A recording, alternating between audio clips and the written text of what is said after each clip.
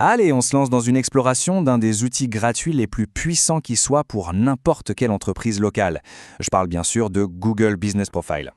Pour bien commencer, un seul chiffre, mais attention, il est essentiel. 46%. C'est énorme. Ça veut dire que quasiment une recherche sur deux sur Google, c'est pour trouver quelque chose de local. Et ça m'amène à une phrase que j'adore et qui résume tout. Être invisible dans les recherches locales, c'est comme avoir un magasin sans porte d'entrée. C'est simple, c'est direct. Si on ne vous trouve pas, pour le client qui cherche, vous n'existez pas. Point. Alors, comment on fait pour transformer un simple profil en véritablement un client? On va voir ça en 3 étapes, 3 piliers fondamentaux. D'abord, on va construire des fondations solides et pertinentes.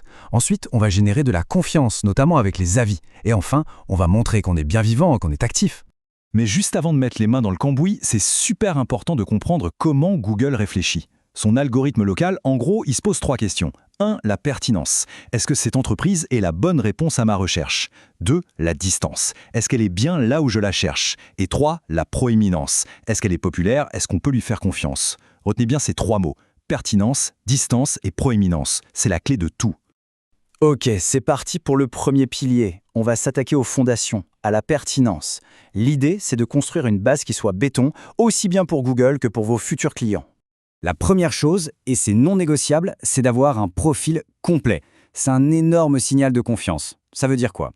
D'abord, le fameux NAP, nom, adresse, téléphone. Il faut que ces 3 infos soient exactement les mêmes partout sur Internet. Pas de virgule en plus, pas de rue au lieu de R, non, 100% identique. Ensuite, on choisit une catégorie principale super précise. Et enfin, on rédige une description qui claque, avec les bons mots-clés qui décrivent parfaitement ce qu'on fait. Justement, parlons des catégories. Ça peut paraître un détail, mais ça change absolument tout. Par exemple, si on a une pizzeria, il ne faut surtout pas mettre juste restaurant. Il faut mettre pizzeria. C'est ça, être ultra spécifique. Si on est trop large, on noie son profil dans la masse.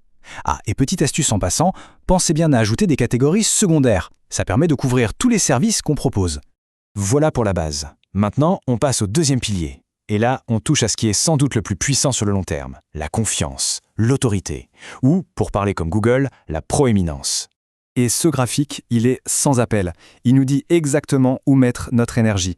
L'impact des avis clients est colossal. C'est de loin ce qui pèse le plus lourd dans la balance de la proéminence. Bien plus, par exemple, que de faire des Google Posts régulièrement. Les chiffres ne mentent pas. Pour espérer apparaître dans le fameux Local Pack, vous savez, ce petit encadré avec la carte et 3 résultats, avoir une excellente note sur Google, c'est un des facteurs les plus décisifs qui soit. Et là, on a un conseil d'expert qui est vraiment en or. Il nous dit en gros, arrêtez de ne penser qu'à Google pour vos avis. Allez chercher des avis sur tous les sites qui comptent dans votre secteur. L'idée, c'est de bâtir une réputation qui soit solide partout, pas juste à un seul endroit.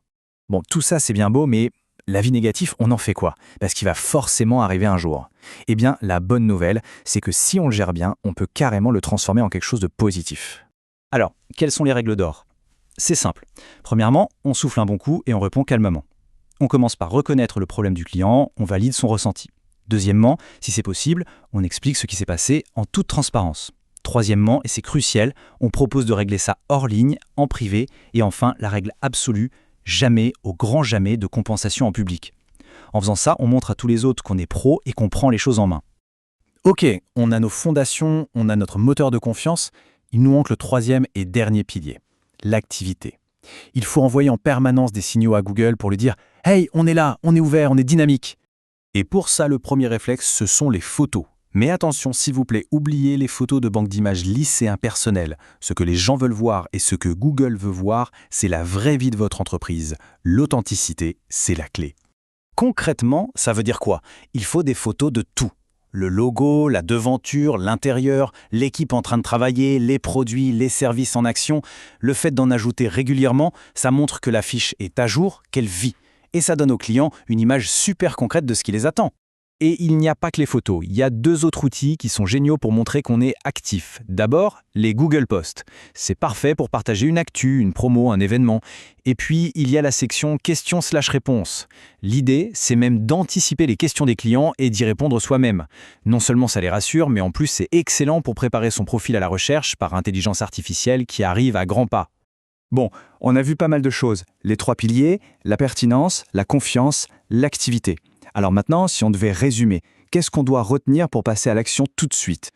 En fait, le succès, il tient en 3 points. 1. Un profil impeccable, complet à 100% et super précis. 2. Une vraie stratégie pour les avis, c'est-à-dire en demander et surtout y répondre. Et 3. Une activité régulière avec des photos, des posts. Vous voyez, il n'y a pas de formule magique, c'est juste de la rigueur, de la régularité et surtout une vraie attention portée à ses clients. Et pour finir, il faut bien comprendre une chose. Tout ce qu'on vient de voir, tous ces fondamentaux, ce n'est pas juste pour être bien classé aujourd'hui. C'est en fait la meilleure préparation possible pour le futur, pour être visible et même recommandé par les nouvelles générations de moteurs de recherche, ceux qui fonctionnent avec de l'intelligence artificielle. Alors, prêt à vous lancer ?